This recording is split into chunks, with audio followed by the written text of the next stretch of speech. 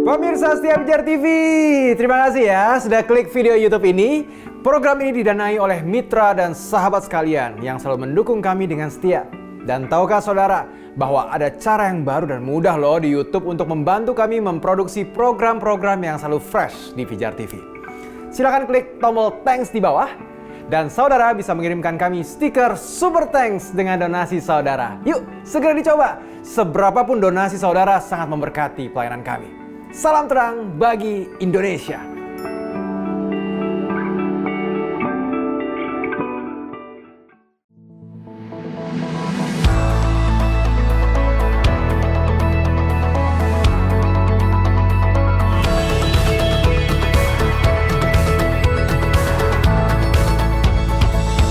Shalom sahabat pijar.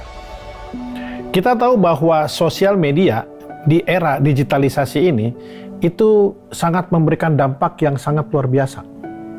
Media sosial itu bisa mengubah budaya manusia dalam berinteraksi dan juga dalam sharing informasi. Memang nggak bisa dipungkiri bahwa salah satu dampak negatif dari medsos adalah dapat menimbulkan iri hati. Nah, tahu nggak definisi iri hati itu apa? Nih, saya kasih definisi iri hati yang paling sederhana. Iri hati adalah susah melihat orang senang dan senang melihat orang lain susah. Nah, iri hati ini sebetulnya sesuatu yang kita ciptakan sendiri.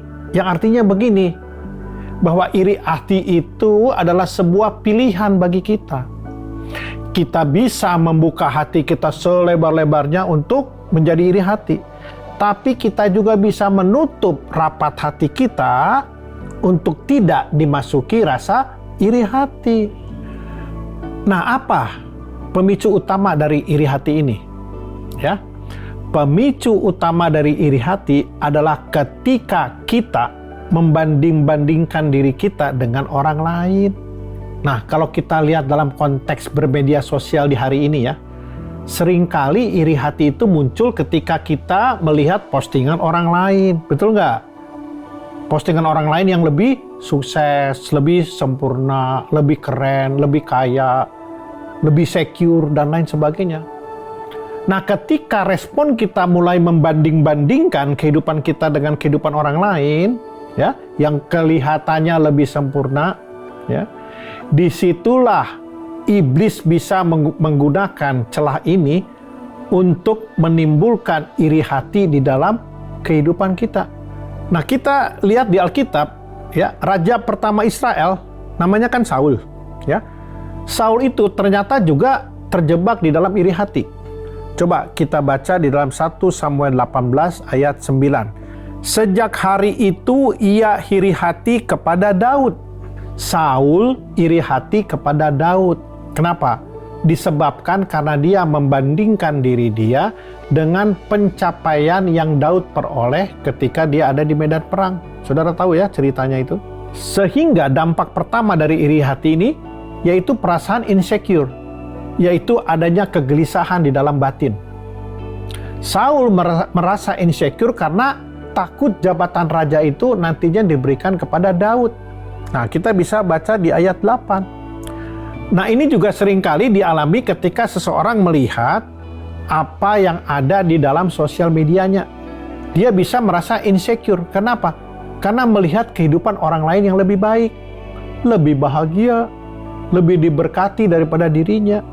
Sehingga meragukan identitasnya sebagai pribadi yang berharga di mata Allah. Nah, dampak kedua dari iri hati yaitu rusaknya hubungan dengan orang lain. Ketika Saul iri hati terhadap Daud, dia berusaha untuk membunuh Daud. Lihat di ayat 11 ya. Saudara bisa baca itu. Nah, hubungan Saul dengan Daud yang tadinya begitu sangat akrab menjadi rusak karena adanya iri hati. Bahkan berujung kepada keinginan untuk membunuh loh. Rusaknya hubungan dengan orang lain kemudian bisa berdampak juga kepada rusaknya hubungan kita dengan Tuhan. Itu dampak yang kedua. Dan dampak ketiga, yaitu iri hati membuat seseorang masuk dalam ketidaktaatan. Lihat kasusnya Saul lagi nih ya. Ketika Saul terjebak dalam iri hati, hal itu terus menguasai dirinya, menguasai hatinya, sehingga mendorong dia untuk membuat keputusan-keputusan yang salah dan masuk di dalam ketidaktaatan.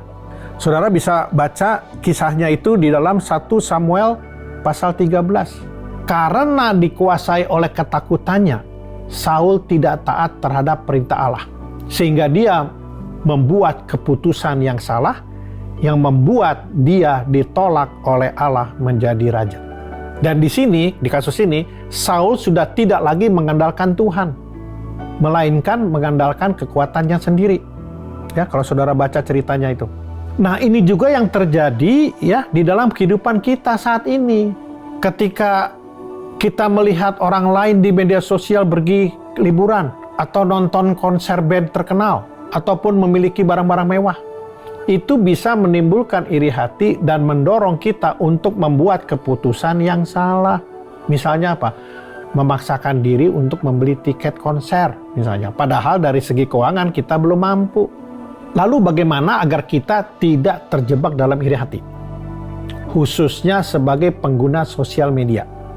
Ya, yang pertama, kita harus memiliki pemahaman ya bahwa teknologi ya itu harus kita tempatkan sebagai hamba, bukan sebagai tuan. Waktu kita menyatakan teknologi itu sebagai hamba, itu artinya kita tetap menerima perkembangan teknologi ya. Tetapi memposisikan teknologi itu hanya sebagai alat. Alat yang digunakan untuk kepentingan kita, bukan sebagai penguasa atau kendali yang mengatur hidup dan nilai-nilai kita. Bukan. Begitupun sebaliknya. Ketika teknologi dipandang sebagai tuan, maka dia bisa berubah menjadi Tuhan yang menguasai dan mengendalikan hidup kita. Dampak kalau teknologi itu menjadi Tuhan, ya, dia akan menghilangkan eksistensi Tuhan yang benar di dalam kehidupan kita.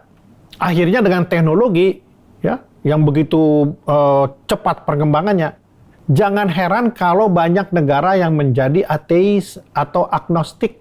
Kita tidak anti terhadap teknologi, tetapi bijaklah dalam menggunakan teknologi. Nah, langkah yang kedua, yaitu kita harus dipimpin oleh Roh. Ya, di dalam 1 Korintus 3 ayat 3 dikatakan demikian. Karena kamu masih manusia duniawi. Sebab jika di antara kamu ada iri hati dan perselisihan, bukankah hal itu menunjukkan bahwa kamu manusia duniawi? Dan bahwa kamu hidup secara manusiawi? Dan di dalam Yohanes 15 ayat 5 dikatakan, akulah pokok anggur dan kamulah ranting-rantingnya. Barang siapa tinggal di dalam aku dan aku di dalam dia, ia berbuah banyak. Sebab di luar aku kamu tidak dapat berbuat apa-apa. Ya, poin pentingnya adalah kita harus memiliki hubungan yang intim dengan Allah setiap saat. Ketika kita memiliki hubungan yang intim dengan Tuhan, kita akan bisa memilah-milah setiap akun media sosial maupun konten media sosial yang mau kita lihat. Nah, misalnya, oh ini bukan konsumsi saya, karena tidak sesuai dengan firman Tuhan.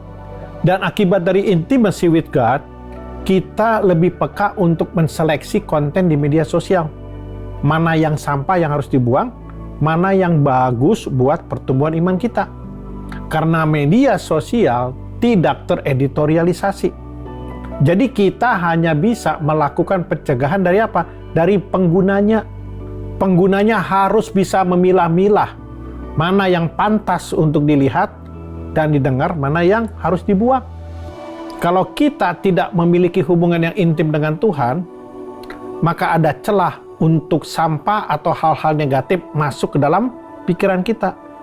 Itu sebabnya kita harus menundukkan pikiran kita kepada firman Tuhan. Ketika kita memiliki pengenalan yang benar akan Tuhan, disitulah kita bisa mengerti siapa diri kita di hadapan Tuhan.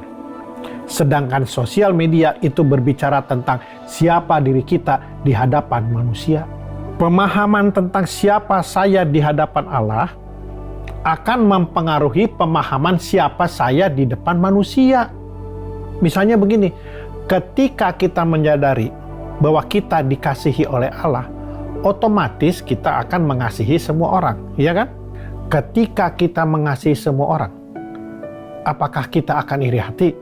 Ya jelas tidak. Tetapi justru kita akan bersukacita, akan mengucap syukur atas keberhasilan orang lain. Saudara terkasih, kita adalah terang bagi Indonesia. Oleh karenanya, jaga terangmu. Tuhan Yesus memberkati.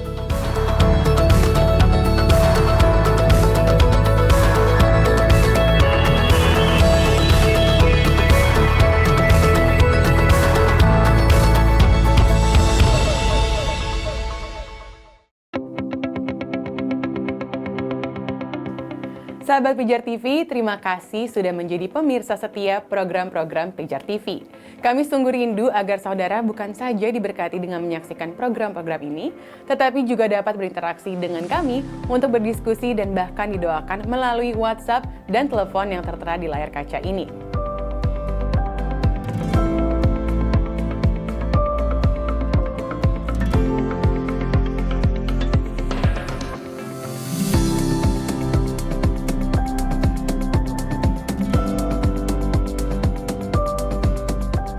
Hubungi kami sekarang melalui WhatsApp, tim Respon Pijar TV siap untuk melayani saudara.